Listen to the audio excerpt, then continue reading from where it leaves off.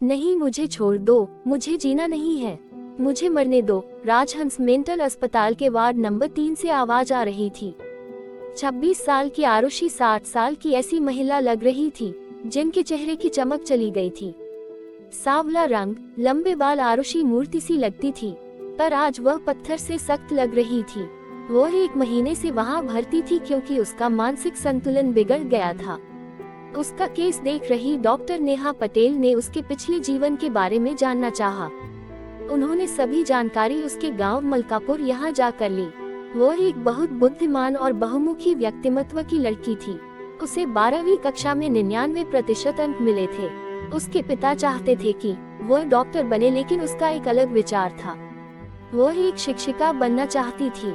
उसका मानना था कि भारत का भविष्य भावी पीढ़ी पर निर्भर है, तब उसका भावी नागरिकों को लायक बनाने का सपना था।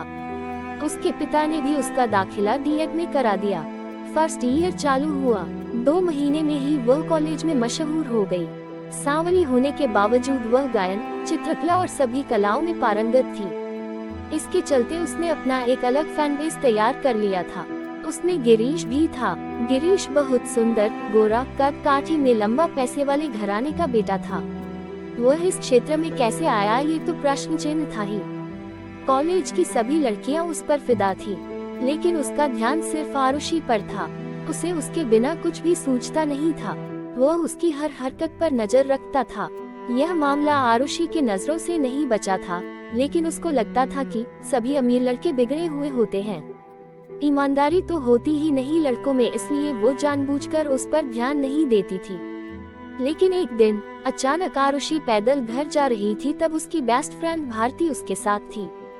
गिरीश ने उनके सामने कार रोकी और आरुषि आगे निकल गई। गिरीश भी गाड़ी से उतर गया और जिद करके आरुषि और भारती को कार में बिठा लिया और दोनों को घर छोड़ आया। उस दिन से उनकी दोस्ती और पक्की हो गई। दोस्ती कब प्यार में बदल गई पता ही नहीं चला। 2 साल के अंदर ही दोनों में गहरा प्यार हो गया। आज रिजल्ट का दिन था, क्योंकि आरुषि कॉलेज में फर्स्ट आई थी। गिरीश भी अच्छे अंकों से पास हो गया। दोनों को नगर पालिका में प्राथमिक विद्यालय में नौकरी मिली। दोनों सेटल हो गए थे और सब कुछ अच्छा चल रहा था। लेकिन एक दिन अचानक गिरीश के पिता ने इन दोनों को एक साथ देख लिया। गिरीश ने अपने प्यार के बारे में सब कुछ बता दिया, लेकिन उसके पिता ने अपने दोस्त की बेटी माधुरी से गिरीश की शादी करवा दी।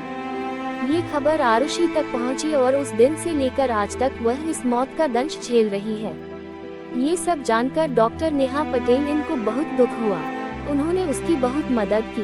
उचित उपचार का उपयोग करके उसे इस स्थिति से बाहर निकालने में मदद की। करीब 6 महीने बाद आरुषि पहले की तरह सही हो गई। वो एक नए दृढ़ संकल्प के साथ अस्पताल से बाहर आई। उसने खुद को आदिवासी क्षेत्र में स्थानांतरित कर लिया। वहाँ के बच्चों को पढ़ाने, उनकी कठिनाइयों को समझने और उन्हें प्रगति की राह में लाने का बीड़ा उठाया। उसका पुनर्जन्म हुआ था। अब वह इन बच्चों के उद्धार के लिए अपना जीवन बिताने के लिए तैयार थी।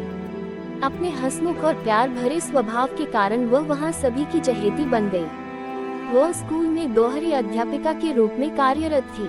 वहाँ के प्रिंसिपल भी उसके पिता के समान स्नेही थे। वह उसे अपनी बेटी की तरह मानते थे।